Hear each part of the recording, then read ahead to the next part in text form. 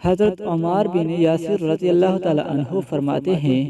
کہ میں نے رسول اللہ صلی اللہ علیہ وسلم کو یہ ارشاد فرماتے ہوئے سنا، آدمی نماز سے فارغ ہوتا ہے اور اس کے لیے ثواب کا 10واں حصہ لکھ جاتا ہے، اسی طرح بعض کے لیے 9واں، 8واں، 7واں، چھٹا، 5واں، چوتھائی، تہائی، آدھا حصہ لکھ جاتا ہے۔ تشریح: مطلب یہ ہے کہ جس قدر نماز کی ظاہری شکل اور اندرونی کیفیات و سنت کے مطابق ہوتی ہے، اس کے مطابق ہی اجر و ثواب ملتا ہے۔ حضرت عبداللہ بن مسعود رضی اللہ تعالی عنہ روایت کرتے ہیں کہ رسول اللہ صلی اللہ علیہ وسلم نے ارشاد فرمایا، جو شخص قرآن کریم کا ایک حرف پڑھے، اس کے لیے ایک حرف کے بدلے ایک نیکی ہے، اور ایک نیکی کا اجر 10 نیکی کے برابر ملتا ہے۔